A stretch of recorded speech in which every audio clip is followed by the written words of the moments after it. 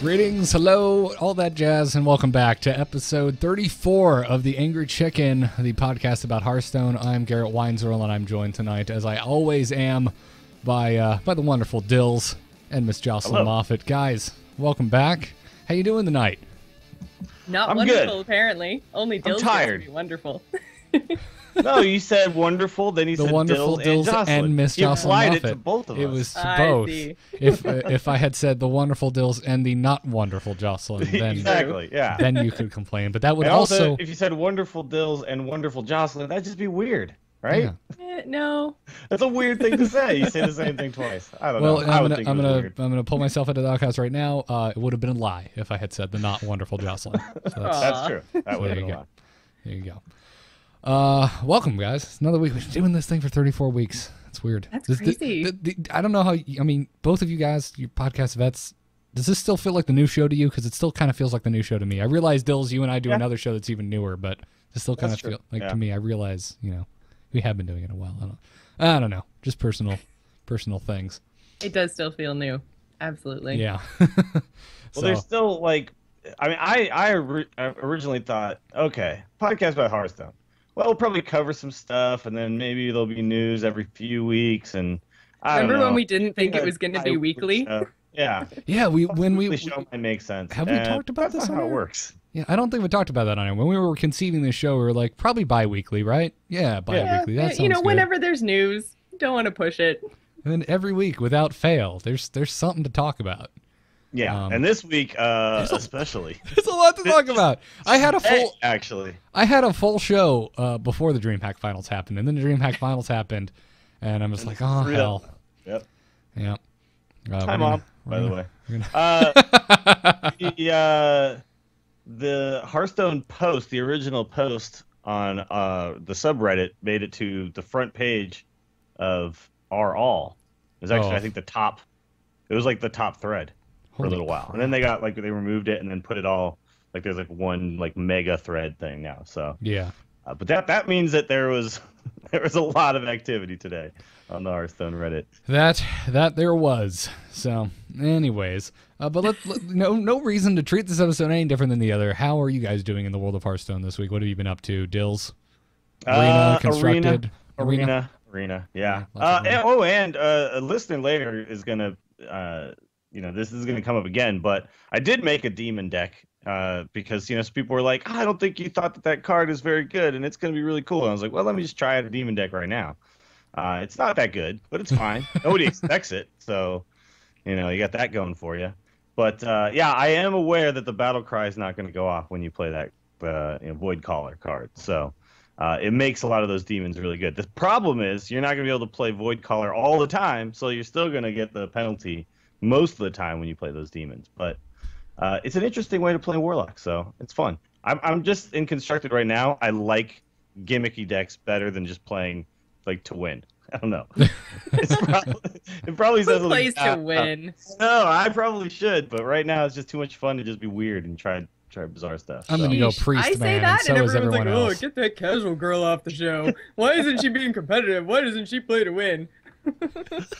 I'm still trying to be competitive. I'm just enjoying doing weird stuff right now. So yeah, and lots of Arena. I'm really enjoying Arena. I have actually been playing a ton of Arena this past week as well. Me too. I had a nice 10-win run before I was swatted out of the sky by the same rogue player back to back. Oh really? Yeah. I thought you were saying that you ran into 3 mages in a row, because that's always. No, I was the mage. I was the mage that pulled. You're one of them. I was the mage that got a pyroblast and. Just was destroying people just right and left, and then I got the same rogue back to back who just had. It was one of those moments where it's just like, well, if he has this, I'm screwed. He had it next turn. Well, if he has that, I'm screwed. Had it, and it was that for 2 games in a row. He just had every single possible card that could just kill it. Yeah, and it was so frustrating. And if you go see my tweet, that's why I'm dropping F-bombs. It was sad. I had 2 in one night. I had 2 9 and 10 win Arena runs that ended in 3 straight losses to mages, in a row, back to back. It was like I went 9-0 with a rogue deck, and then 3 mages killed me. And by the time you get to 9 wins, all the mages you play all have 4 fireballs and a pyroblast. That's why they're there, And then I had a Paladin deck that I think was 10-0 or something and lost all 3 games in a row. So it was just, whatever. That's what spurned the article that you guys are going to hear about today in our strategy section. Gotcha. Jocelyn, you've been just rocking Arena as well, so everyone's just been playing Arena this week. Absolutely. Yeah, I've been playing a lot. I haven't been doing so hot, kind of hovering around 5. I was doing a lot better about 2 or 3 weeks ago. I don't know what happened, but I haven't been getting great cards. Although I had the most ridiculous luck this week. So I was playing, I can't even remember what class I was playing against. It was over so fast. So turn 2, he plays Knife Juggler. I play my Knife Juggalo. Sorry, Juggalo. Sorry. I play my Mad Bomber, kills the Knife Juggler, and hits him in the face, and he conceded. I was like, yes! It was amazing. That's awesome. Oh, Joss. So yeah, that's been my totally random cards, totally random players. Like, it's been a really, really weird week for me in Arena. It always is, though. That's why I like Arena. It's every single time you sit down and you draft a new deck, it's something bizarre happens at some at some point along the run. So I always am streaming, and then people are like, "Oh, crazy game story," and I'm like, I never remember. But they happen all the time. So yeah. I keep a little notepad thing going all the time, so I could be like, "Oh, that was so super cool." Man, I just haven't had any recently. Really? Yeah. Anytime I have a really good story, I definitely write it down. And I just haven't had anything out of the ordinary. Maybe I just don't think it's out of the ordinary. I got to kill a dude with a sheep the other day, but we've had stories like that before. Yeah. Those are only fun once. Still satisfying. Oh no, they're fun every time. But yeah, fun for one guy every time. Yeah. So, anyways, let's get into it, guys. Let's talk about this week's news. Good news, everyone. We got a new card this week. I love talking about new. Well, we didn't get the new card, but a new card has been unveiled. Yeah, we don't have it. It's not in my collection yet. Yeah. We heard about it. For Zek Curse of Naxxramas. Oh, I'm so excited for Curse of Naxxramas. Blizzard, get on it. Come on. We've had enough of this soon and summer. Your August is not summer, for the record. Yeah. If Canadian is in shorts, it's summer. If kids are going back to school, it's not summer. August doesn't count. Anyways, we got it's the Priest card this time. Was unveiled. It is it's called the Dark Cultist, and if you're wondering what that is, it's a common rarity. It costs 3 mana. It has 3 attack and 4 health, and then it has which okay, let's stop right there as we usually do. Yeah, I like that. Solid That's stats. Good stats for the mana cost. Like if it had no text, I'd consider playing it. Especially in Arena. I mean, 4 health is the big thing there. If it was a 4/3, this card would be weaker. So yeah, 3/4 is great. It's a beefy 3-drop. I would have already grabbed this in Arena without reading its text. So with reading the text, it's a common too, right? So it's going to come up a whole lot more. Exactly. Often. Yeah, I think this is really going to help Priest in Arena. Yeah. It's got a death rattle on it that says give a friendly minion +3 health. Okay. All right. I don't really have any complaints about this card. It's a good card. It is a good card. It's the problem here is the death rattle. If you play it on turn 3, it's unlikely that the death rattle will end up getting something. So even though it's got really good stats for a 3-drop, it's tough in the early game when the game kind of goes, I play a guy, you remove it, you play a guy, I remove it. That's kind of the tempo of the game at that point. It's going to be tough to have this guy die at the same time something else is on the board unless you get to kill it. You sack it into something. Well, a lot of people have been saying that. I think it's going to be hard for that to happen the turn it's played, and I see that as an upside. Well, no, what I'm saying is on the next turn, they'll be able to kill the other thing, then kill the cultist, and then the cultist doesn't get this death rattle. You know what I mean? But a death rattle has to kind of be a little OP compared to a battle cry because it also has a chance never to get used. So this is a really good battle cry. And it's a good, good stats for the mana cost. So this is just a good card. I think it's going to have the death rattle goes off or not. I think it's just a good card. Yeah, I think it's going to have really good synergy with Lightspawn. It's a 4-drop that obviously benefits directly from having its health increased. But yeah, I mean, it's going to. I mean, people knowing what it's going to do and playing around it is going to affect it. It's going to be like when Sylvanas was in everyone's decks back in the day. Yeah. She actually rarely got a target, but she affected the board in such a way that it was still a positive thing to play her. And I think we're going to see the same thing with Dark Cultist. Obviously, the +3 health isn't nearly as big of a swing as stealing a minion.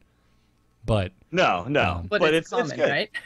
Yeah, right, exactly, and that's what it boils down to. Is just like I just think this is just a straight up solid card. It has. Temple Enforcer, if you kind of compare the two, Temple Enforcer is 6/6 for 6, so actually like less stats per mana than this, and Battle Cries the same exact effect, although you can aim it. This one you can't aim. So right, exactly. It's a good card with an upside. So yeah, absolutely. I'm happy with this card. I think Priest needed something like this though too, because that was kind of the issue with Priest, is like that kind of mid-game stuff, like where like they start to like only lose tempo basically at a certain point, and then they have to get it back with like AOE's and stuff, and it can be difficult. So you're gonna see this card in a lot of Priest decks, I think. Mm-hmm.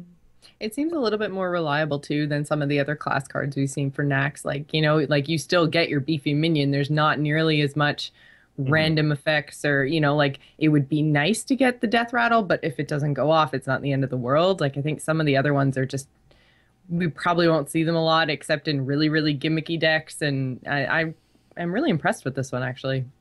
Yeah, no, I think it's good. You know, you think about the stats cost for Void Caller and Dark Cultist, exact same stats. Void Caller costs 1 more. Well, it has the potential to, you know, give you more stats with its death rattle. Because, you know, it could give you a 5/7. But if the 2 don't go off, this one's going to come out ahead. Like if the 2 death rattles actually don't get applied. So it's a good card, man. I'm happy about this one. Yeah. I think though that Paladins are now going, what the hell, man? Like you got good cards for like everybody, and then we got a stupid secret again. So. Well, they'll get over it. Yeah, they're doing it. I don't feel they needed as much help as a Priest. Although if you watch DreamHack, I feel like there's going to be a lot of Priests on the ladder in the next week or so. Could be. Yeah, Moz kind of showed that you can actually do it. Yeah. Oh man, so many good games. So many good games. But yeah, new card looks really cool. I'm excited to play Priest in Arena now. Yeah, this will be. I mean, it'll be a really common pick, so this will be good. Yeah, good stuff. Good work, Blizzard. Nice design. Although Dark Cultist sounds like something that's going to do damage, not heal something. That's a little weird, right? Yeah, but he's also he's killing himself to buff the person, so it's still. I guess that's true. It's still morbid. Like it still has to die to do something good. When I saw the name, though, I originally thought this was going to be some sort of Shadow Priesty type card. Yeah, me too. But damage. But this is definitely a death rattle set. So. Yeah. Yeah, clearly. Yeah. Anyways, every single card has a death rattle, right? That like all the not every single card. Some of those are secrets, but a lot of all them the cards that have like I don't see a single battle cry here. Right. All of them. Yeah, no battle cries. Yeah, kind of go in that direction. Anyway, this past Thursday, Aratil, one of the community managers for Hearthstone, started up like an informal AMA on the over on the official forums, and there was some interesting stuff being talked about. Of course, one of the first questions: when's Nax coming out? Could you give us a general date? The way he's killing me. To which Zariah replied, "We're not answering questions on unannounced content. We have announced that Nax will hit sometime this summer, and we're still on track for that." So, yay! Damn it! I think I thought August, but I think July now, just because of how many cards we know about, and it I was seems gonna like say, what do we have left? Hunter? Just Hunter. Yeah. Just Hunter. That's it. Yeah, that's it. Just Hunter. It better be July, man. I can't live to that. Wait. I mean, that's the thing. It's if they release the Hunter card, that would be next week, right? Mm-hmm. And I think that maybe like a week or two after that. So does that mean we're going to be sitting at Nerdtacular figuring out these new cards? Maybe. Yes. Maybe. That would be really fun, actually. That would make me so damn happy. Random games would be even more random. Although all the wings wouldn't be out yet, and that would just make me sad. We'd have to play first and earn the stupid things. And then the wings are coming out like week by week. We have to play the game we love. Damn. I hate that. It might be the show title today. We have to play the game we love. Thank you for that, Jocelyn. Another person asks, is there a goal rhythm of adventure/expansions the team hopes to get to? And if so, is there anything you can share about how you hope to handle it? Blizz said, we are definitely interested in setting a cadence for content rollout so that players can expect new content at regular intervals. Awesome. Sounds cool. Oh, wait, here comes Sir Buzz Killington. However, we are still in the process of determining what that cadence should be. I just hope it's not like, once a year, 30 cards come out. That's, we need cards regularly. You could like redefine, you could like make a new type of haiku, like just a Blizzard haiku. It's 2 sentences. The first sentence makes you really excited, and the second sentence tells you nothing at all. Mm-hmm. I would like, what would you like to see it be? How fast and how many cards? A lot faster than it's been. Well, I mean, if you take the beta right out of the equation, because that's when they were testing the game, that's when they were trying to figure out balance. So if we look at like March from release to July, then if every 3 to 4 months, that's a pretty good cadence. Yeah, that's fine. If we get but see, I would like to see like 30 cards every 2 months or something like that, and not replace entire Blizzard. sets. I don't think that we're gonna see change that often. That's a lot of balance. Well, no, you see, that's the thing. I don't know. But once the game is done, what are they working on besides making new cards, right? Like observer mode. Well, yeah, that's a good point. And after DreamHack today, I feel like they're working on something else that everyone has all of a sudden realized is very freaking important. Yeah. Mm-hmm. No, if it's only 30 cards, I think 2 months is about as long as I would find acceptable. Like if it's only going to be, that's not that many cards. You guys, you're not cutting them enough slack. I think 4 months is. They don't need slack. They could hire a bunch of new people. I'm going off of every other card game that's ever been made, and they don't even have to print the damn things. So that's true. They can go faster. Yeah. They can. Yeah, I think that's acceptable. They have to animate them though. They gotta animate them. They don't all have fancy animations. Some of them just. They all have gold versions, so there's some stuff going on. The turtle literally turns its head and opens its mouth. And another thing. Could you make a turtle do that? Because I know I couldn't. Of course I can. And not to take away from the gold cards, which do look awesome. It's not like they're really animated. It's like they added some leaves that move around on top of a static illustration. It's not. But there's also this isn't Snow White and the Seven Dwarves where they're getting out there and drawing it frame by frame by frame by frame, and old school animating it. That's not happening. It was though. I'm just saying, you threw out printed versions. I'm throwing out animations. Point counterpoint. Okay. So what do you think, Jocelyn? You think 30 cards every 3 months? I think 3 to 4 months. That's acceptable. Absolutely. All right. I just I think that the player base will get. I mean, the meta shifts without all these new cards, honestly. But you kind of want to get people to a game like this. You kind of want to get people into the rhythm of knowing that every few months they got to start thinking about new stuff. New decks come along all the time. There's never going to be stagnation because the thing is too, card games is terrible. That we're not getting 30 cards like Tuesday. We're getting, cards with every wing. So it's a delayed release. It's not even that we're getting everything all at once. So that's all with the more delayed reason release, I'm it can kind of stretch it out a little more too. So yeah, you're not selling me on it. That's actually making me less happy. I want more cards every 3 months. So you basically want if they do a 4-wing, 1 wing a week thing, then you want 1 month of new cards and then 1 month off, and then 1 month with new cards and then 1 month off. That's pretty tight timeline. Not a month. Every 3 months is fine, but I don't think they have to do it with a Nax release. I don't think they need an adventure every damn time. Just give me 70 new cards. Just give me a themed chunk of cards and sell a different booster. Why treat it any different than card games? Why fix it if it isn't broke is what I'm suggesting. Yeah, no, I agree with that, and I think that I think that Blizzard is aware of this, but I think they also want to do things a little differently, so they're gonna figure something out. I'm laughing at chat room. I'm sorry. I did not say smell effect. Twitchikins, by the way, made a good point that when you put out so many cards all the time, say Magic, you end up with banned cards because they hit the circulation and people figure out, holy crap, this thing is ridiculous. I'm not saying give us 300 cards, but yeah, I don't want to go down that road of here's a whole new set, everybody start from scratch. That's not what I want to do. I just want to do Like what you guys are saying, it's just like trickle them in, but consistently. And I think probably what we're going to see is 2, maybe 3 adventure mode type releases that are kind of like little mini patches. Think like Thunder King and WoW. And then I think we're going to see like a full-blown expansion, and we're probably going to get a full-blown expansion like once a year with a new hero class and new cards and all the rest of it. New types of dust. Yeah, I'm ready for Death Knight and Monk. And Monk as well, please. That would be absolutely. Just give it to us all, Blizzard. All the stuff we want. All the things. I think what we can take away from this is you want everything now, and then you say, but then also every 3 months.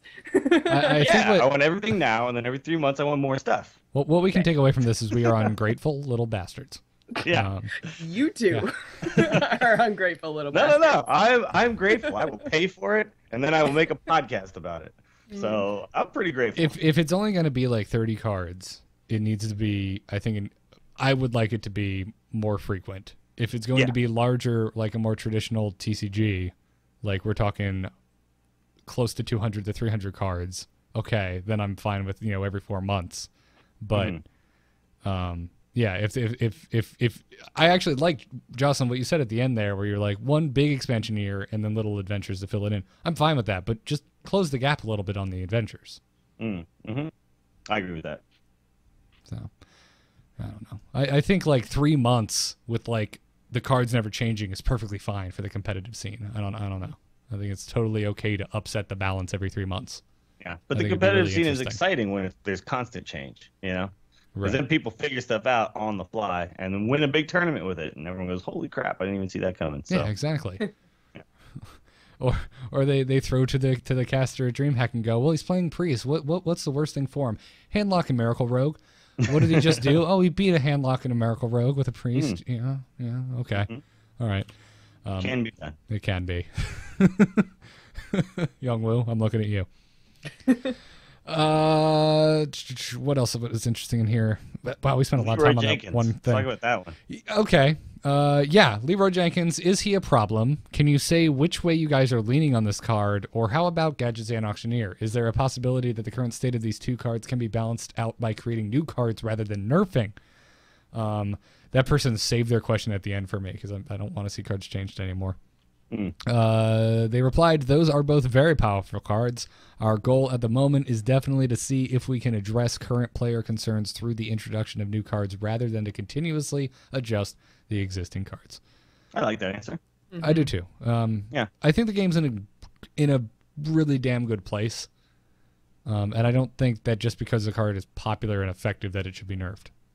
Yeah, I think the only thing that I would like to see is like adjusted on cards is maybe the rarities. I wouldn't mind seeing some cards be made into, rares or epics or something like that, but I don't really want to see a bunch of stuff happen. I think that, they made a good call by saying we're done with the nerfing and the buffing and all that. We did all that. That had to be right before the game hit, obviously, but it's kind of there now. So I don't want to see them continue to tweak that forever. But I wouldn't mind seeing just because Arena, it really affects Arena. But without actually buffing, or it doesn't do anything to construct it, basically. So that's the one way I would be okay with them still doing stuff if they need to. Yeah. Although I do kind of like having really good cards at like common. No, absolutely. I'm not saying like you take a really good card and then you make that harder to get. What I'm saying is there's certain cards where the fact that you can get, it's pretty easy to get 5 fireballs. It makes it a little tough, Yeah. Okay. So, good point. Yeah, I'll give you that. So that's why Mage is so good, because all their really good cards are all common. So then you look at like, Druid, and you're like, if I get one Ancient of Lore, I'm pretty stoked, man. But that's an epic. Yeah, but you can like stock really up on swipes, something fierce, man. Yeah, absolutely you can. But it's just that it comes down like if I get 4 swipes, yes, that's great. But I don't also get to pair it with a bunch of flame strikes. Like that is my thing. That is my removal. So fair enough. It's the combination of all those comments. That's what it is. So. Yeah. I did a lot of arena runs this week, and I think I got mage every time. And only one time did I find more than one fireball. I think I just got lucky. Yeah. Wow. Yeah. It was that one where I went 10 wins. I found 2 fireballs and a pyroblast, so I was just destroying folks. Yeah, you just don't even care about their health or anything. Like, keep the board clear until eventually I just kill you. I just got to get them under 20. Yeah. Like, roughly under 20, I'm good. Because sometimes you got 2 fireballs, you might use one for removal. You never know. Final one we want to touch on. By the way, over at Hearthpwn, they've got everything that the Blues replied to listed. We just touched on the ones that interested us. Someone asked, "Are you planning on leaving things as is before the release of Naxxramas, or doing any rebalancing before the release?" And they replied, "We are pretty confident that the cards available with Curse of Naxxramas will change things up a lot. So we definitely want to make a few adjustments as possible. As few adjustments as possible before Naxxramas is released." So there's that. Kind of goes in line with the previous thing we were talking about with Leroy Jenkins and Gadget Zan.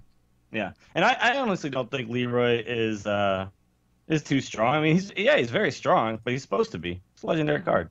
Yeah. And he's only strong in one particular fashion, which is to finish people.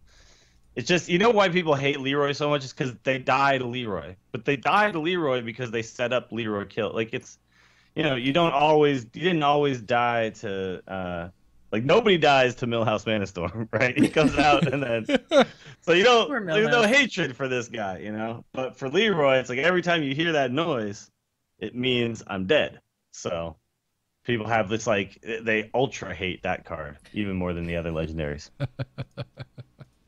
But yeah, it's you can buff them, you can do all this kind of stuff. It's okay for cards to be really good. It is okay. Whenever I get lucky enough and there's like a choice of 3 legendaries in Arena, it makes me realize how many legendaries in this game aren't that stellar. Yeah. It's amazing how many of them there are that I'm just like, I don't want 2 of these 3, and honestly, this third one I don't want that much. It's just less crappy than the other 2. Well, I missed having so I finally am 1 card away from having all the cards in the game, and that card is Tinkmaster. But as I was filling out the rest of them, I was like, yeah, Gruul. Of course, I never made this guy. Why the hell would I make this guy? Like, he's stupid. So yeah, it's just like there's a lot of cards like that. I've had Gruul do work in Arena before, though, for the record. Oh yeah, if they can't get rid of him, then yeah. But yeah. Anyways, go check that out. All right, let's talk about DreamHack. The DreamHack Open Summer took place. Now? What? What is it? DreamHack What is that? Open Summer. I've never heard of this. You never heard of DreamHack ever? Talking about this? No, they only. Something people are talking about right now because they only set the record for like the world's largest LAN every time they put one on. They like destroy the previous record. Yeah, it's kind of a big deal. They put on a big ass Hearthstone tournament this past week. They were ever actually is just money given away. Yeah, so. $25,000 prize pool, $10,000 to first place, $5,000 to second place, 12 seeded/invited players, and 4 more players that could qualify to get into the round of 16 through a massive open bracket. So to everyone who made it in through the open bracket, hats off to you. Yeah. Holy crap. Yeah. Of the 4 that made it in through the open bracket, only Freyzar, Swedish player, made it to the round of 8. The other 3 were eliminated. But yeah, overall, I know if you're out there listening, we're going to talk about the drama. Just calm down. We're going to talk about the tournament as a whole, and then we're going to talk about the drama. Because overall, this was a stellar tournament. There were some amazing games played. The production was really well done for the most part. A couple lulls here and there, but it happens with live stuff. It's a live tournament. Yeah, so people want it to be live, and then when it's live, they get pissed because of what happens when it's live. Yeah, exactly. Yes. You Pretty nailed much. it. You freaking nailed it. So there's a lot of really interesting stuff that happened over the weekend. Reynad made it to the semifinals. And he wasn't even originally invited. He was seated in because life coach was unable to attend. Yep. and he was going to have to go there and qualify, basically. Yeah, and he made he said he was going to go. He made some serious freaking waves. Yeah. I just think that's awesome. He played good, and he played a really cool hunter deck that had Snapjaws in it, 2 of them, which I quite liked. It's very interesting. Made you like a card you hated? Well, I don't hate that card. I think that card is fine. But the reason he said he was playing is basically that it forces a bunch of damage out of Miracle Rogue decks because they have to spend 7 damage to get rid of this thing. And they know they have to get rid of it, because if they don't, then you can Houndmaster it, and then all of a sudden it's a big problem. Yeah. So Miracle Rogue decks actually have like a finite amount of damage in them. It's very tough to actually get all the damage out if you spend too much of it removing creatures. So spend 7 damage getting rid of that thing, and suddenly you don't have any more eviscerates and stuff when it comes time. So yeah, it's a smart play. Yeah, I mean, a lot of people going into this, you talk to a lot of the pros and you ask them what the class to beat would be, or the deck to beat, and they were all saying Miracle Rogue. Yeah, even though it's been the case for a while, it's still just a really solid deck. However, the deck that I was seeing the most of, and I really thought made a resurgence, was the Token Druid. We were seeing almost everyone play one. Yeah, actually, there were a ton of Druid in general. There was one Priest of the Moz. There were no Paladins. Warriors kind of falling off too. There wasn't a lot of that, so we're getting real narrow focused right now. Yeah, as a matter of fact, it was in the semifinals. Reynad brought in a Face Warrior. It wasn't even a Control Warrior. Mm-hmm. Yeah, a Space Warrior. And it worked out real well for him in game 1. It's another good deck against Miracle. That's the thing. So a lot of decks that are good against Miracle are going to kind of come back right now. Yeah, just like a lot of face decks. Because you need to put pressure on the Miracle Rogue. You need to get to them before they get to you, basically. Yeah. And they don't get to you until a late turn, because they need to, draw those cards. So actually, it's never going to be like you're almost dead by turn 5 or 6. It's always like then that huge turn on like turn 8 or 9. So. Right, exactly. One of the big stories that everyone was losing it over in a good way was Amaz versus Gnimsh in game 3. Amaz was at such a disadvantage in the early game. He had two useless buzzards in his hand right out of the gate. This is against Gnimsh was playing a Miracle Rogue at the time. So I didn't actually get to see what type of deck he was playing. Was it like a Face Hunter deck? Yeah, super aggro, It wasn't the Beast Hunter. Okay. It wasn't the mid range kind of thing. Yeah. So it was more of a aggro hunter. But at the very end, he top decked a Leroy for the win. It was like if he had nothing in his hand, and nothing in his deck besides Leroy. As the casters have their deck lists in front of them, and they're looking at him, and they're like, the only thing in his deck that can win him this game, and he has to pull it this next turn, is Leroy. And he had plenty of cards left, and he top decks the Leroy. Yeah, and wins. Yeah, like the 2%er. Always so good. Yeah, and it was the top deck the top post on Reddit within like 5 seconds, and this got a lot of fan appeal. I really enjoyed watching Amaz throughout this whole tournament. He's really fun to watch. Have you guys ever watched him stream? Yeah. If you just hanging out. He's honestly, I think he's probably my favorite. He's so damn.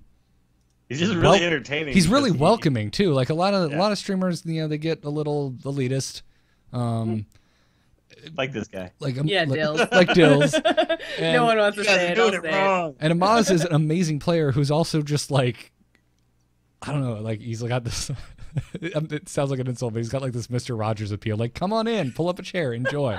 Yeah, he's really welcoming. There was like a thing though of getting him to say bad words through your donations. Have you guys seen this go down?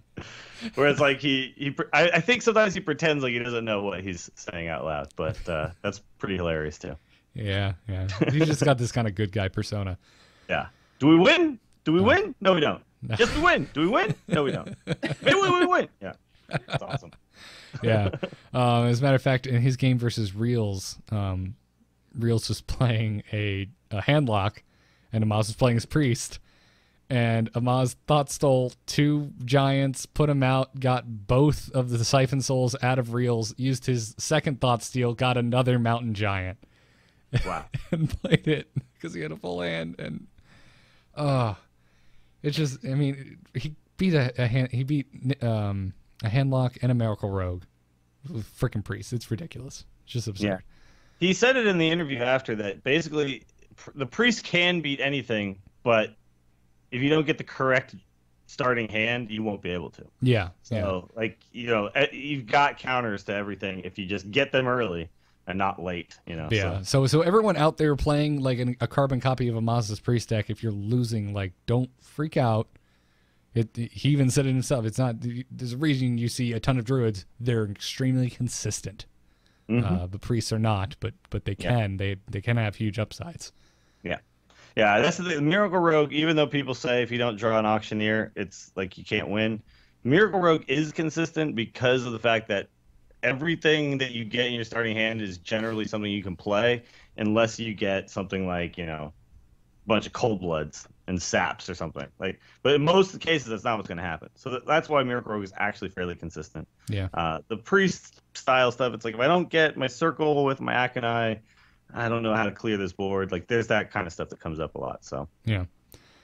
As a matter of fact, I really liked what Amaz said at the end when they were asking him, like after it was all said and done, they were interviewing him and they asked him, why he brought a priest, and he was just saying, I played an obscene amount of games with this hero and I just enjoy it. And he said, if you've logged 5,000 games with a hero, it doesn't matter what the stats are telling you. You probably know how to play that specific archetype really well. Exactly. And you're probably going to do well with it in a tournament setting.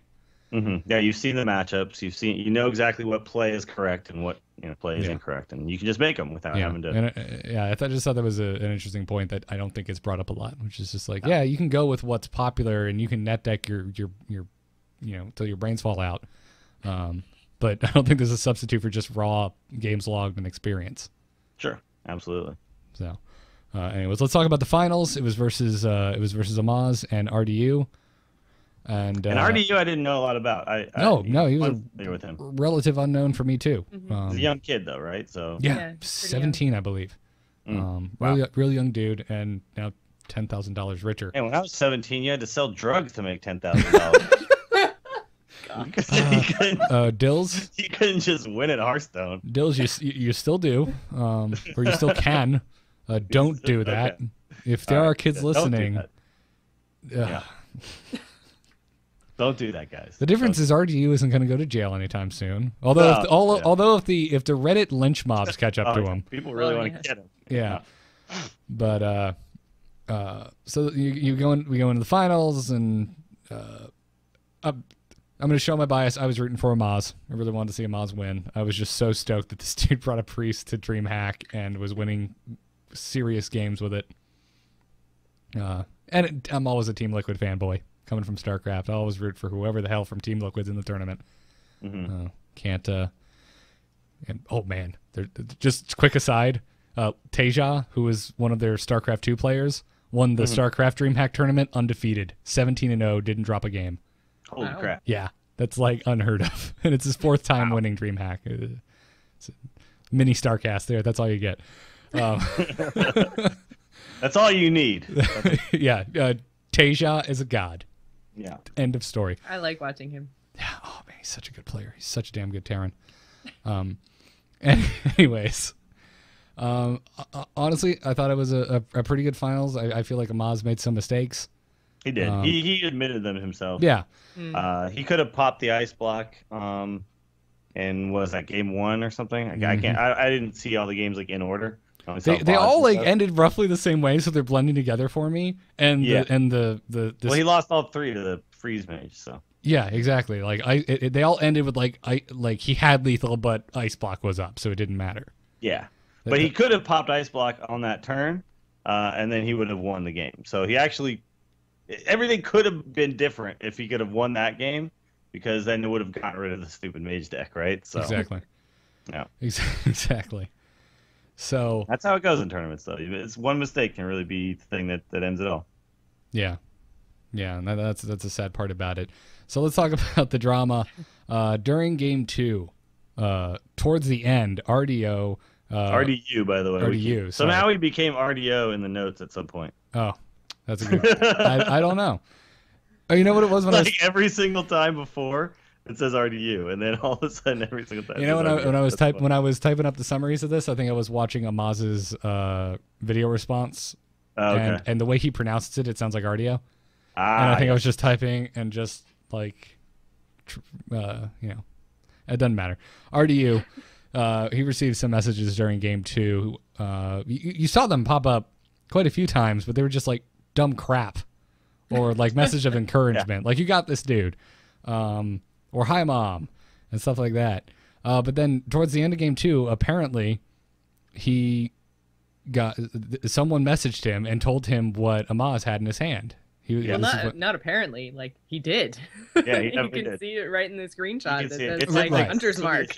Yeah. Well, I mean, I saw it live, but it was like in a different language, so I didn't quite understand what was happening, and then someone Hunter's Mark it. still says Hunter's Mark. Right. Right. But when you're like watching it live, like this was like the 20th message I saw go up, so I wasn't even paying attention to it. And it wasn't until I went to Reddit and people were translating I don't think the casters were either. They never seemed to bring it up. So no, they touched on it lightly in between game 2 and 3 when the judges were having to figure stuff out. But anyway, some jackasses starts messaging him, telling him what Amaz has in his hand. So in between game 2 and 3, there's this big lull. You had like 20 minutes of downtime where apparently Amaz, called an admin over and RDU called the admin over. RDU went to someone himself. Yeah. You're right. Amaz didn't know what was going on, actually. As a matter of fact, Amaz said one of the things that he thinks was mishandled is the fact that Amaz was not made aware of the situation until after the finals were over. He's sitting there for 20 minutes, right then and there. And they didn't tell. There's 20 minutes downtime. No one told Amaz what the hell was going on, and that is really crappy. Do you think you would have wanted to know though? Like if you were in the game playing, and your opponent was getting messages, would you want to know? Or then even if they fixed the problem, wouldn't you always be sitting there like wondering if he knew what was going on, or like I don't know. I feel like I want to know because I want to make a decision. I want to be part of the decision that gets made about what to do. Yeah, he should have been part of that. Exactly. What to do? Okay. Yeah. I mean, they're in between games, so. But I don't know. I mean, like, the judges are the judges for a reason. Like, the players shouldn't necessarily get to. It's the same in any sport. Like, if the ball is on the line in volleyball, the refs and the judges make the calls, not the players. Like, I don't get to stand there as the captain and say, "Ref, dude, that was in." Well, that's the problem with this, and that's why people are disagreeing. Is it's not black and white like that. This isn't something that's happening within the constraints of this game. This is some jerk off who happened to have a direct line to one of the players during a live tournament. Yeah. But still, I don't know if the player should have a say in what happens. Well, maybe not have a say, but he should be aware of what the situation is because it makes a big deal. It changes the outcome. You're basically what you're doing now is RDU knows what happened. Amaz doesn't know what happened.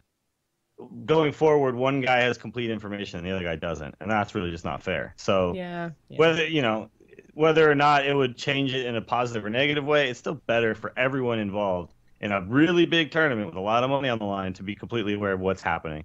And, why is there a big stoppage? I don't even know. That's going to affect me negatively if I'm a player. Yeah, that's true. I'm going to be, like, really weirded out. Like, what the hell? Why did we stop for 20 minutes and now we're just playing and no one told me anything?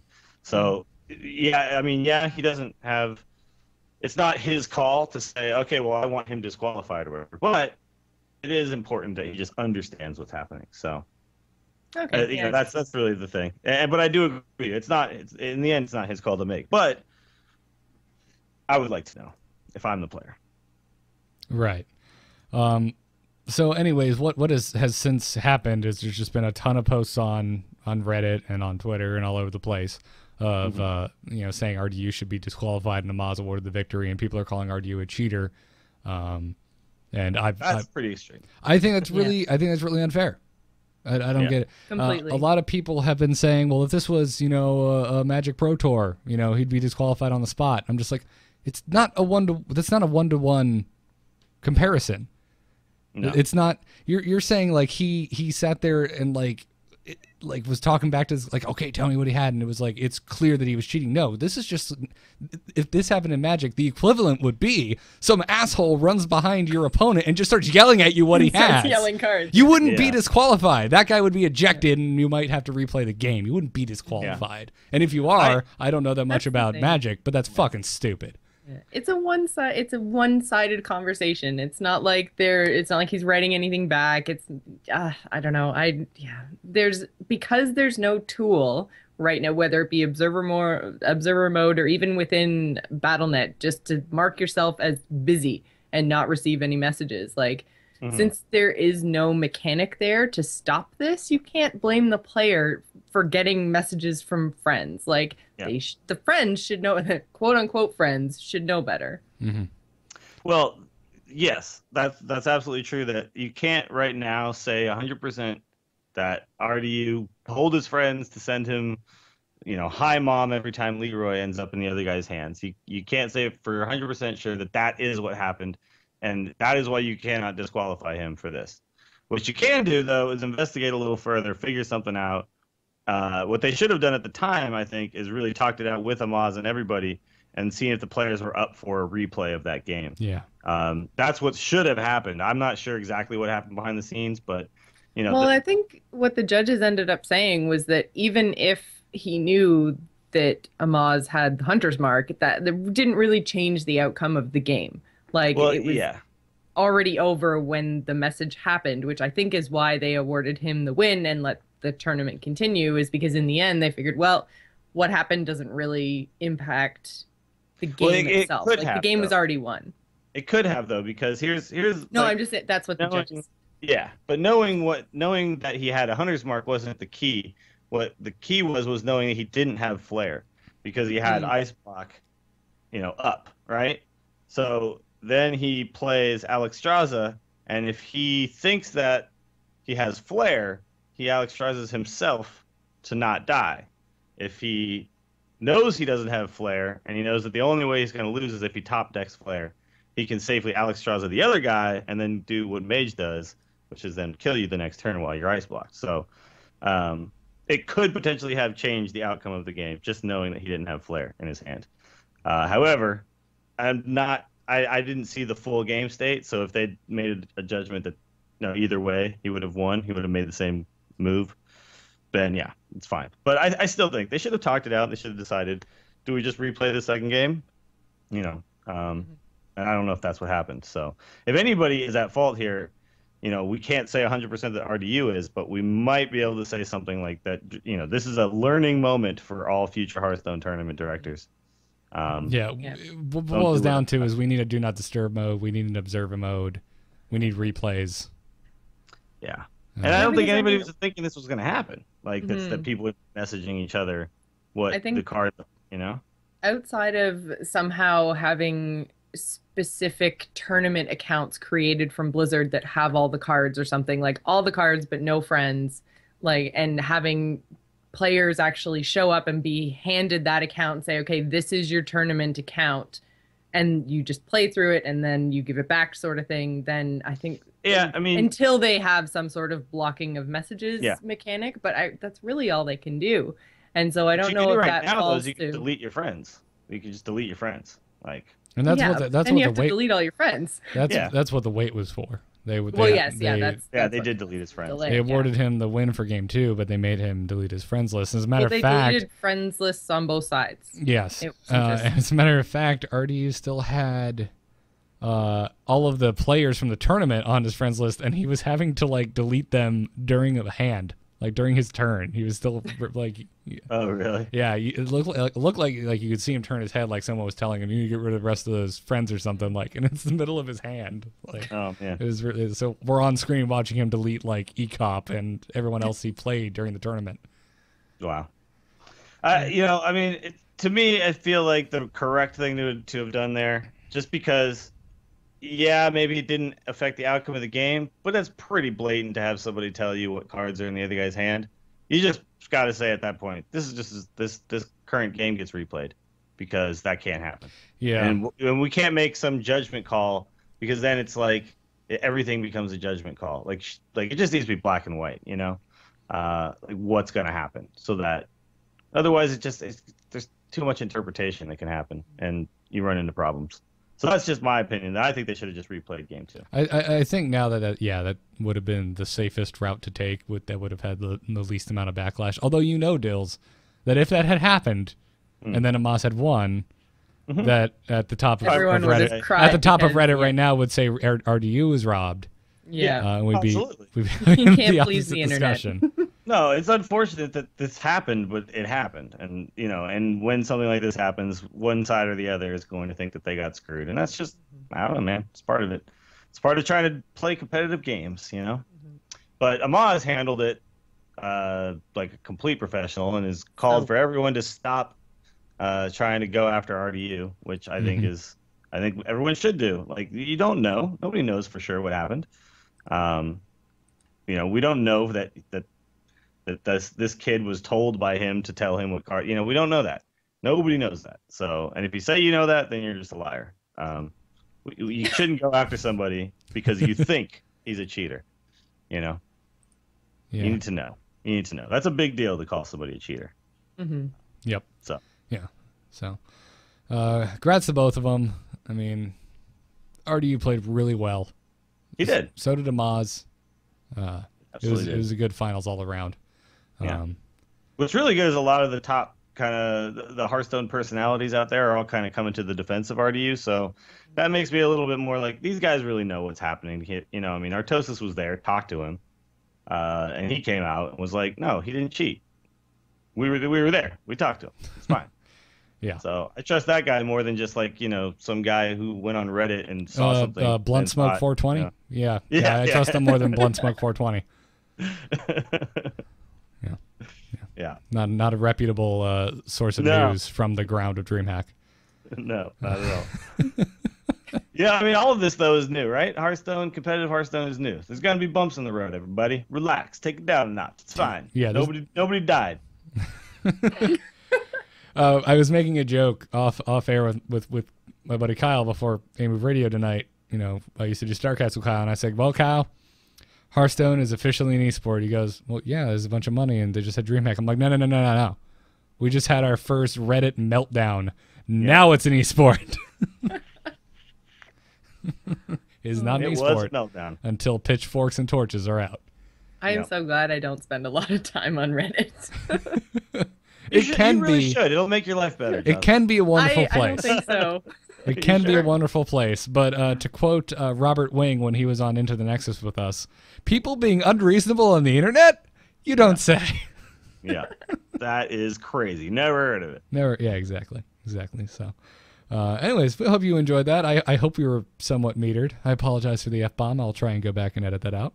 And I totally missed that. You should probably do it again. Jocelyn wants to hear more bad words. Wow. Stick around after the show, folks. I'll cuss my brains out. Yeah. Let's talk some strategy. Garrett turns into a sailor as soon as the show ends. Hit it very hard. Wanna blow something up?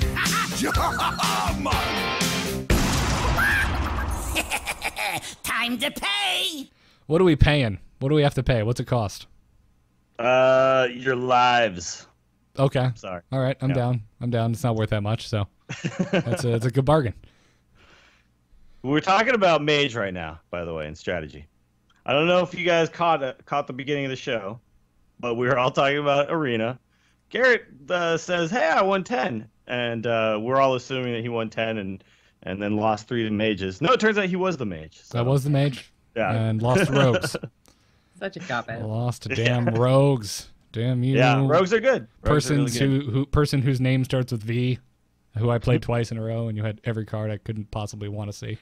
It's probably Vix. Vix is God. It wasn't Vix, but yeah. Oh, okay, all right.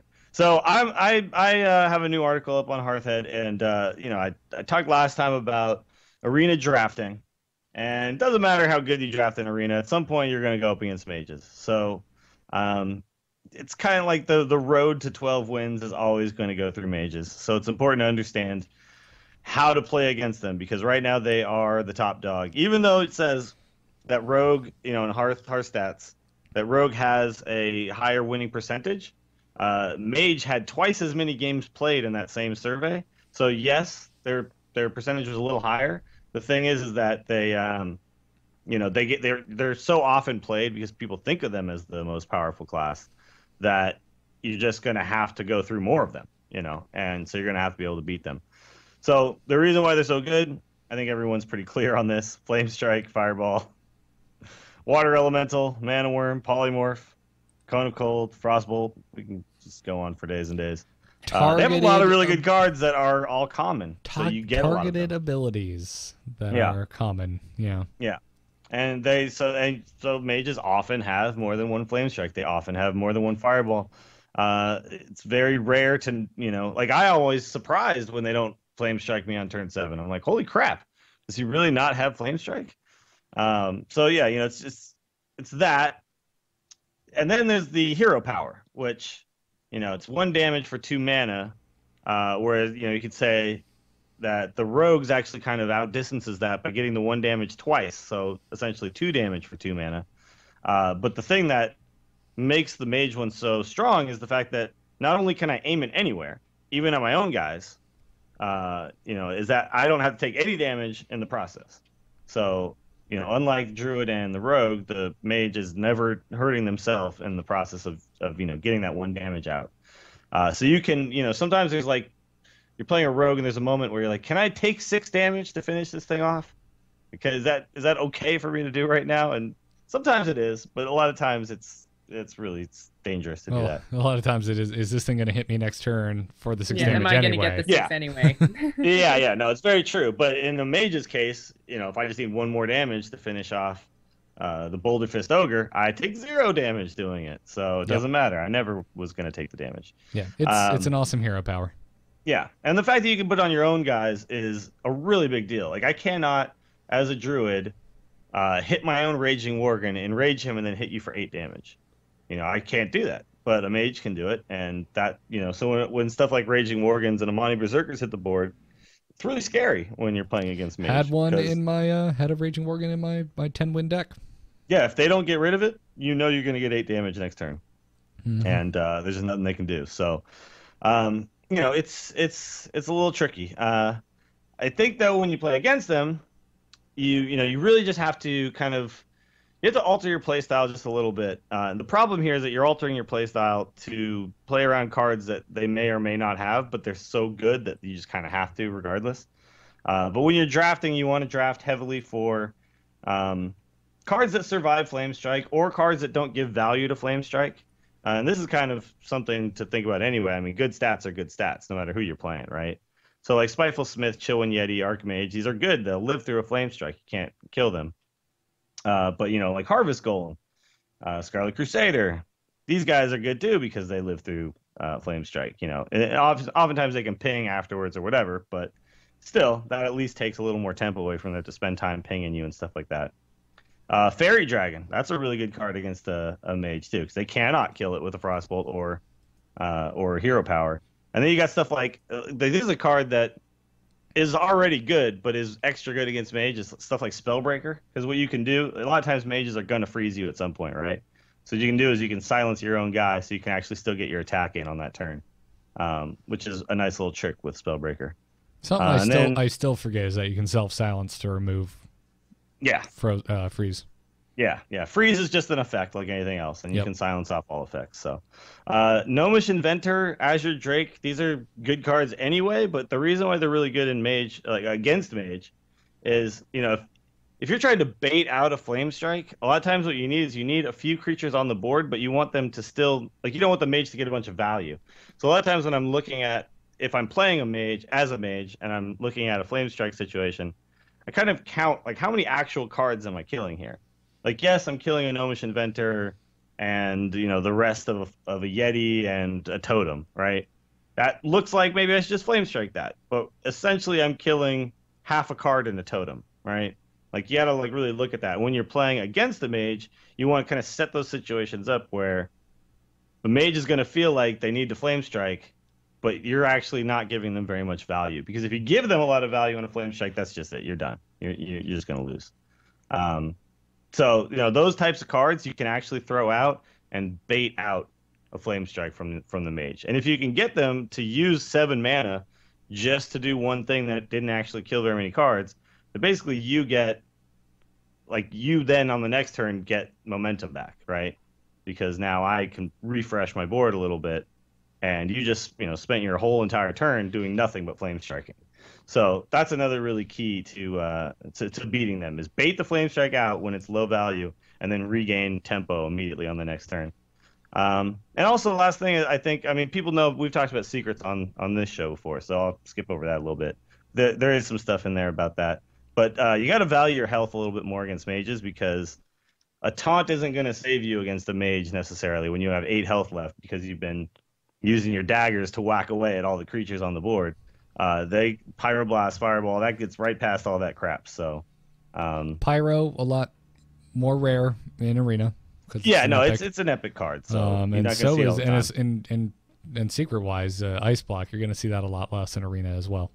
No, absolutely, yeah. Ice block, like that's one that I honestly just don't even consider that it would be until I've tested everything else. Most of the time, the secrets are going to be mirror entity, vaporize, and counterspell. That's what you're generally. And people still pick the stupid ice barrier too, which I mean, I guess is fine. Essentially, it's a heal 8 for 3, but if you think about it, it can only potentially ever heal yourself, so you can't heal a minion with it. And also, it might not go off unless if they don't, proc it with a minion. Like if you cast spells, it doesn't go off. So it's essentially a worse. What's the healing spell for Druid? Healing touch. It's essentially a worse healing touch in the end. Yeah. Right. Yeah. I mean, it still has its place. Yeah. If it's that and 2 other really terrible cards, I mean, grab it. It'll slow down aggro decks that you come across. But yeah, no, it's definitely not terrible. And it can, if you're it makes sense in like certain like stall mages and stuff like that. I'm not happy when I have to take it. No, it's never good. Yeah. The one thing that's good about it is it still like causes the opponent to start playing weirdly to test for a secret, Mm-hmm. Like so it might save you some damage or something just because they play a little differently on that turn. But yeah, basically, I mean that's the key is it's really like it's the flame strikes. Like, I feel like the flame strikes and the fireballs are the problem. Like you said, Pyroblast, it's hard to get. Not a lot of mages have it. When they do have it, you can tell, though, because they just go straight for your face over and over and over again. And you're like, oh, God, he's got a Pyroblast. But basically, just don't give them a lot of value on the flame strike. And if you can do that, it's going to give yourself a pretty good chance. Just like every other class out there, they're beatable. People complain like they're completely unbeatable. And they've made Arena completely unfun for everybody. But it's not actually true. I mean, their win rate, like we said, is under that of a rogue. Their play rate, people estimate like, oh man, I played nothing but mages last night. It's actually somewhere around 20%. So people do pick it more often, but it's not that crazy, you guys. We can do this. We can beat the mages. It's not unwinnable. Yeah. Unwinnable. Or you just do what I do and just play the mage. You'll be good. Or just be the mage. That's actually in our. You got a pretty good chance to beat other mages. Is be the mage. I haven't had mage as an option in probably a good week. I've had nothing but mage as my options. I played like 4. I did 4 arena runs, I think, this past week. I had mage every single time. I got warrior, priest, rogue, and I was like, damn it. The not gonna play the run I did directly after my 10-win run was awful. I had the worst mage deck. Like, I didn't get any fireballs. Like, it was terrible. I had all the polymorphs I could possibly want, but it didn't matter. I couldn't kill my opponents. Wow. It was rough. It's rough. I think I went like 4-3 on that one. It was bad. It's not a good deck. Yeah, I used to avoid picking mage because I was like, no, screw that. I'm not going to do it. But you know what? I like gold and dust and cards too much, so I don't play them in constructed, so it's a nice kind of change of pace for me. I like playing mage in arena because it's not what I play in constructed. Although after I was about to say, you're gonna see a lot of freeze mage. I'm needing to create some doomsayers because I don't have any. Oh, yeah, big card for that. I may be looking. I was looking up RDU's freeze mage deck. I'm gonna try it out this week. It's pretty good. It's got all the solid pieces in it, and I think it's for the current meta, it's updated in the right ways. Yeah, so. I think I'm gonna have to buy some damn cards. I'm like completely out of dust, and really, I don't really have anything I want to disenchant. I'm out of dust and gold. I actually, don't tell Joel, I paid for an arena last night.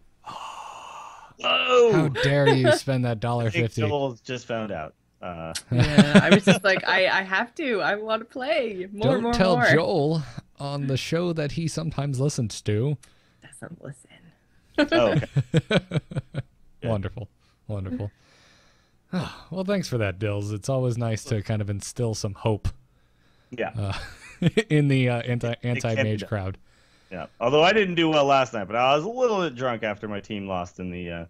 We were playing a big pool tournament this whole entire weekend. To try to qualify for Vegas. That's where you've been. Yeah, we won. We had to win 3 matches. We won the first 2, got to the finals, and then lost, and it was bad. And so, yeah. I put a staple all the way into my heel. That was bad. Oh. Yeah, that was my weekend. That was wonderful. All right. I think mine was a little bit better then. Then I got really sunburnt as well, so it was just a weekend of pain.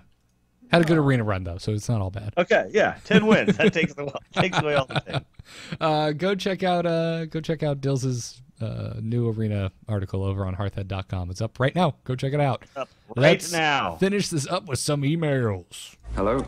Hello, it's me. Hello. Just quickly, do you get my message? Yep. Oh. Hello, brother. I'm now making a mental note to never get it, like, try and intro emails with, like, yeah, let's do this, because it starts with hello. Like, it's really low energy as opposed to all of our That's other. a good point. Actually, I just realized that I'm like, let's get into some emails. And then you got to just, kind of settle hello? into that one. I mean, I could put in like one of those little, record spinning backwards type of sound effects right at the beginning of that. So No, we're good. We're good. Okay, all right. I like it as is. I Okay. just leaving myself a little mental note. Anyways, emails, you can send them to tacpodcast@gmail.com. Jocelyn, take the first email. Absolutely. This one comes from Jeff. He says, greetings to all you chickens and chickenettes out there. I'm wondering how you think Death Rattle will affect the current meta, only insofar as what effect it'll have on the speed of the game. In other words, we expect to see Death Rattle decks all over the place. Do you think playing these cards will feel like every game is being played with 2 Miracle Rogue decks? I'm afraid that with all the Death Rattle effects in play, and with all the possible triggered consequences of these cards, the game might slow down to a crawl. I'm not just talking about player decision-making time. I'm wondering if all the card interactions, sound, and sights that come with each card will take up too much time. I'm a fast player, and it's very frustrating for me to play against a deck like Miracle Rogue when my opponent goes down to the corded Fuse of Death every turn. Anyways, you guys have a great show. I love hearing both casual and competitive opinions from all 3 of you on this game, and it's been a pleasant surprise for me. Keep up the great work. Thanks. And that comes from Jeff from Appleton, Wisconsin? WI? Yes. Yes. Yes, because he says, P.S. Go Brewers. I know, Dills. They're not as good as their record, but hey, I'll enjoy it while it lasts. And do enjoy it while it lasts. The Giants apparently aren't as good as their record either because they just lost like 6 in a row. So Ugh, rough. But yeah, I thought this was a really cool idea. I never really thought about it, but there's so many. I've noticed a couple of times where 2 or 3 cards trigger from the same interaction. You know, one card kills the other, there's card draw, whatever. And it takes a long time to resolve sometimes. And if you've got like a whole bunch of Death Rattles that all go off on the same turn, man, that's going to take a long time. Do you think they're going to change it? Like, obviously they're not going to change the length of the fuse and that, 2.5 minute time difference there. But do you think it's going to have an impact? You can still queue up actions if it's on your turn, so it doesn't it doesn't truly affect the fuse. But it's tough though. Like you can actually be, while animations are going on, you can be doing other things, But there are definitely times where you get panicked because it starts going down and animations are going off. So I wouldn't mind seeing some sort of feature where if you're in, if the fuse is going down, all the animations just don't happen.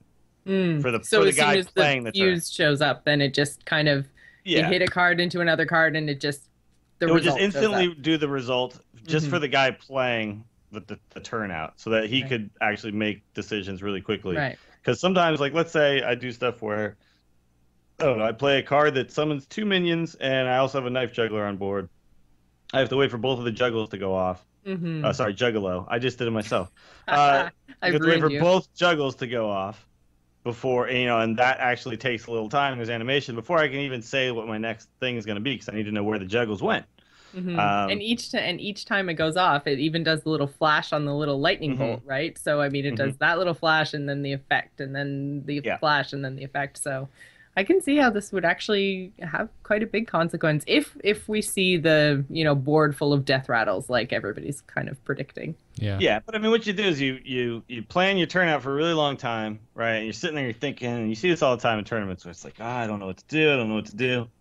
Then all of a sudden, it's like the rope hits, and then you just go like, crap, I still didn't figure out what to do. Now I just gotta do something, and then stuff is happening, so it turns into a mess. But if like the animation's just kind of turned off and the exact consequence of each action you take just immediately like happened, then that could be cool. And then for the other guy, they could still kind of like see the whole animations and stuff because it doesn't matter to them. So something like that might work.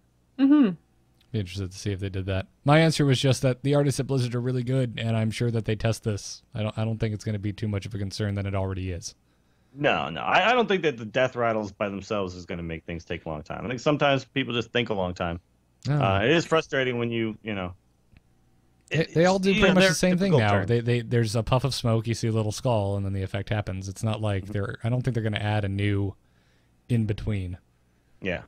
Yeah, but it sounds like he's frustrated when he plays slow players, and I understand, because there's some times where the guy's got like 2 mana, and I just put my 2-drop down. It's like there's not that much to think about right now. There's definitely complicated turns where you need to stop and think for a little bit. And Jeff, it's not just you, dude. Miracle Rogues are just frustrating to play against. I don't like losing to them, and I don't like having to wait to lose to them. It's just annoying. It's just an artifact of that particular deck. It's annoying.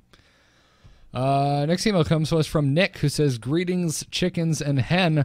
I appreciate your last episode about Arena, especially when you compared it to Magic the Gathering.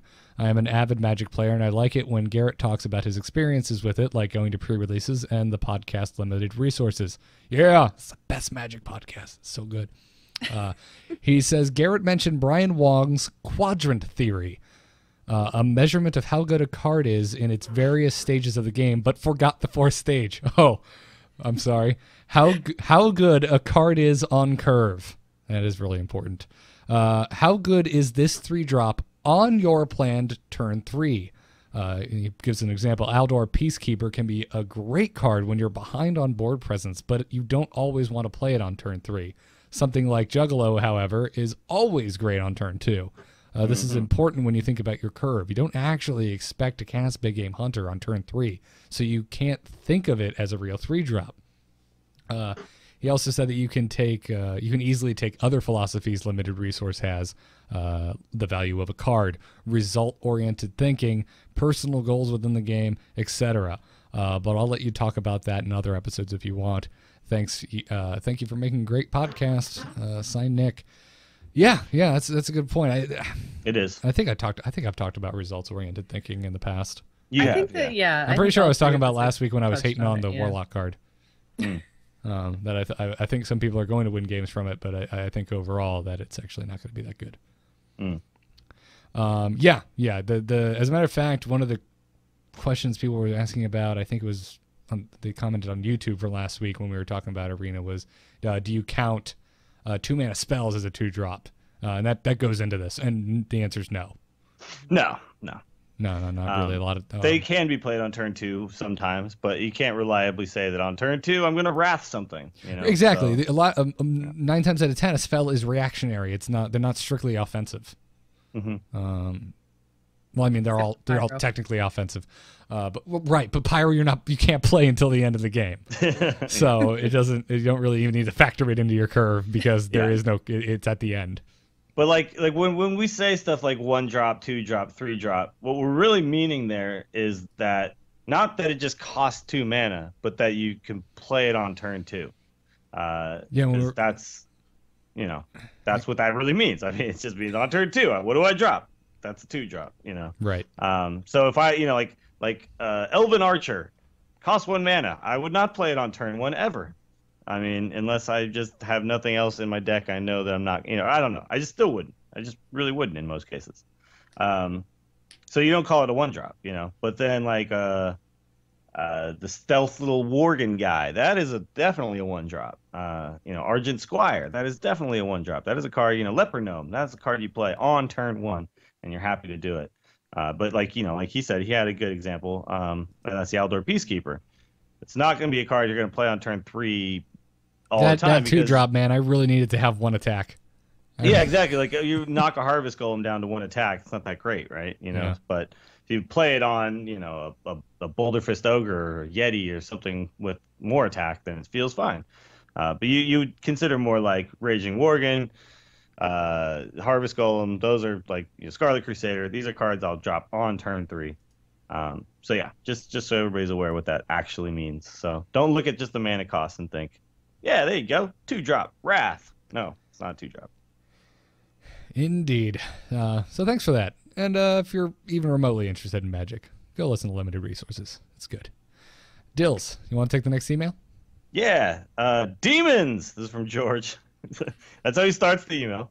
So to those of you at the TAC podcast who said demon decks weren't a thing, I present you with the almighty and totally amazing demon deck of my creation, or in other words, a deck that I made not give that. that I said I would make for you guys. You didn't give that nearly enough flair. Yeah, well, this is interesting because I actually made a demon deck myself, and it's pretty similar to this, except I don't have like a war golem in it. But yeah, it's pretty much this. You take all the demons, you chuck them in a deck, and you just kind of go. And like you can use things like Sacrificial Pact and stuff, but it's a little weird. War Golem existed. Yeah, I know, right? I forgot I was looking at that and I was like, that's not a demon, but all right. So have you had a lot of luck with your demon deck then, Dills? Not really. It kind of went how I expected it to go. Yeah. It can be amazing. I mean, because the demons all have some sort of a penalty, right? But the benefit of that penalty is that they all like really good stats for the mana cost, right? So you can have really strong turns. The problem is at later points, I found myself like life tapping, which then actually gave me I got really strong turns early, and later I was life tapping, meaning that on turn 7 I effectively had 5 mana because I kept discarding cards early on, you know. So it's like it pays off early and then it bites you in the butt later. So I don't know, but I'm sure it can be good. I'm sure a little tweaking would make it. It was interesting to play, and it was kind of exciting to play because you're like, all right, what am I gonna get rid of with this Doom Guard right now? You know, it's like, oh crap, there goes Jaraxxus. Oh well. Well, I was gonna say there's no Jaraxxus in here. There's a rag. No, there isn't mine. Yeah. Mine is like all demons. Okay, I was gonna say there's one Doom Guard, but then one Fen Creeper. So why wouldn't you go 2 Doom Guards? I don't know. Maybe George knows something we don't know. Yeah.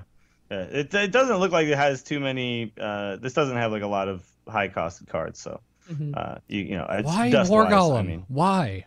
Yeah, I know. Get rid of War Golem. Why is it in there? I would replace, if I'm going to put in a War Golem, I would put in an Ogre instead. Yeah.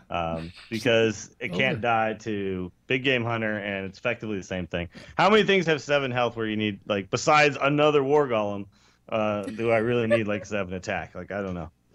Man, I want to, like, I want to start, like, a little side YouTube thing where we just bring on a listener once a week and just be like, defend your card choice. Like, we pick one card out of their weird deck. Yeah, we were talking to him in the chat last week and asked him to make it. Or we asked someone. Like Fen Creeper.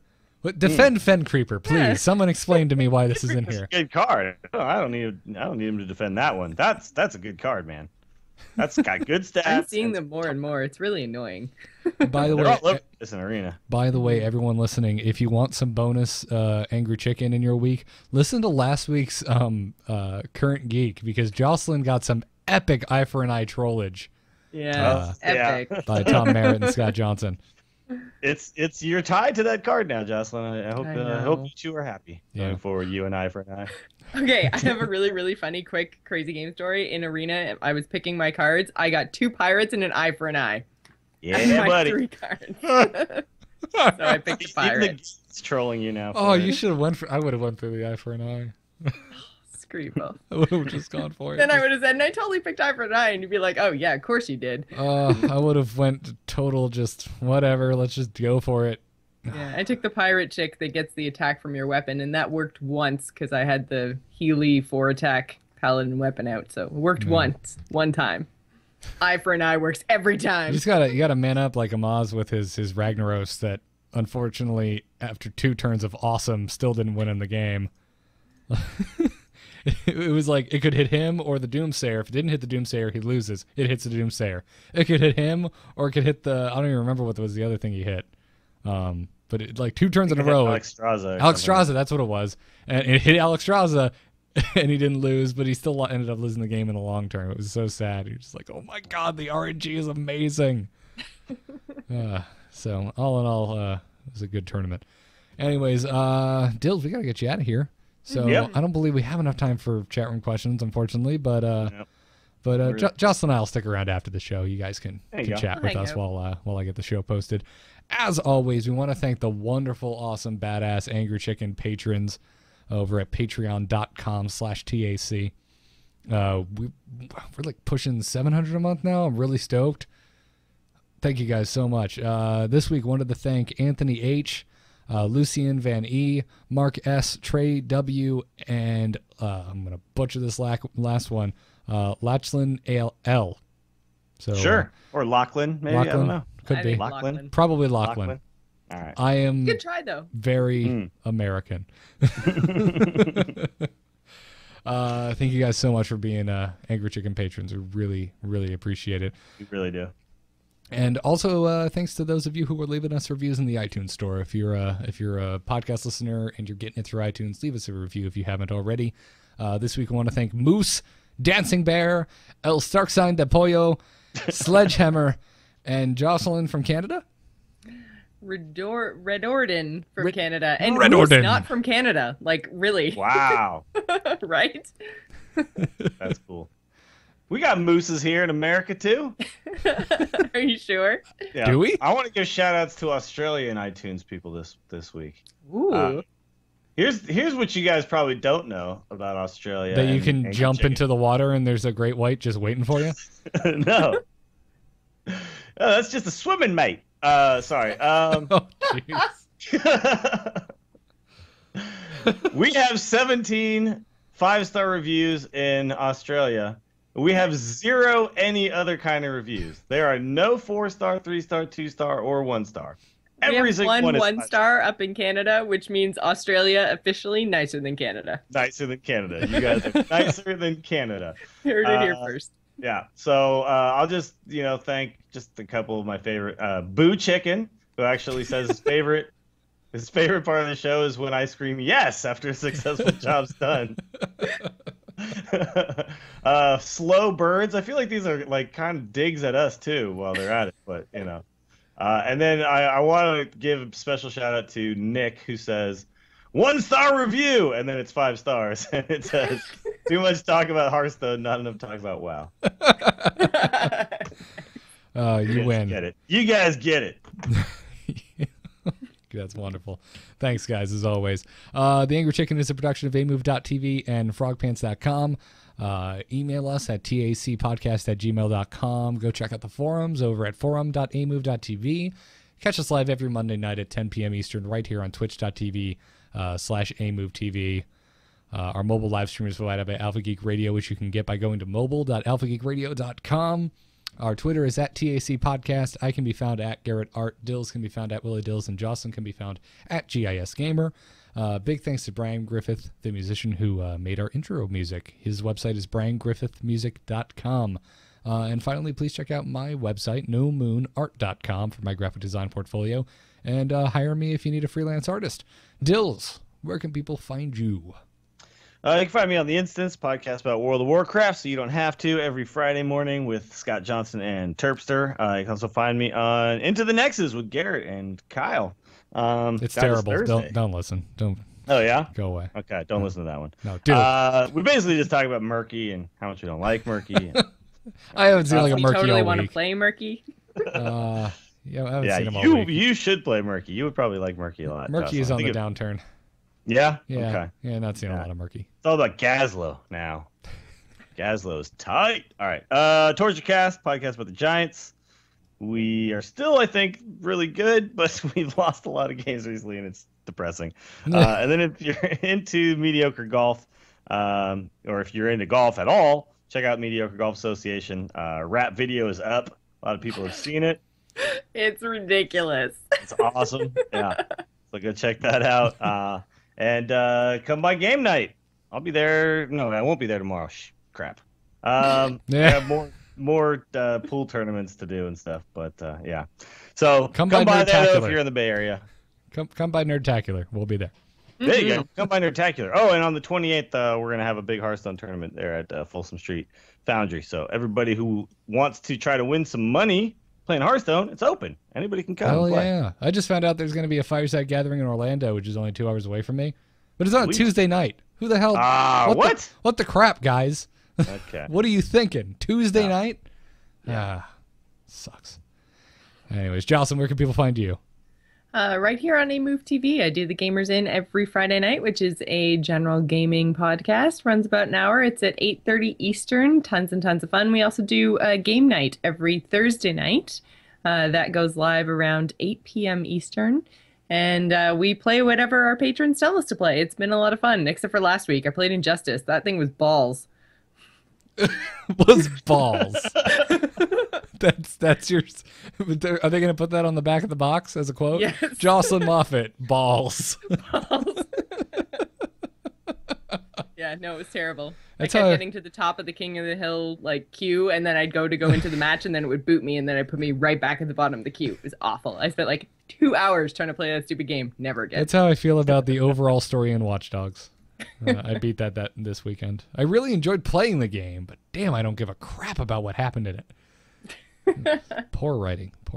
So Yeah, cool. that's it. Go check out Gamers In. Don't forget to check out our sponsors, DogHouseSystems.com. The code to use is TAC. That'll get you double memory on your next Doghouse Systems gaming rig and support the show directly every single time that code is used. Use it on a Angry Chicken Special Edition and get a big, fat, angry bird right on the side of your angry chicken. Do not sue us. Right on the side of your computer. Why'd they have to name a game that? Why'd they? Bastards. So... there is that. That is another show. We will see you all next week for episode 35 of The Angry Chicken as we inch closer and closer to our live Nerdtacular episode. So exciting. Which I'm looking very forward to. See you guys next week. Until then, leave RDU alone. Leave him alone. Don't start crying in your sheets, Garrett. It's going to get weird. Job's done. USA. Job's done. Job's done. Yes!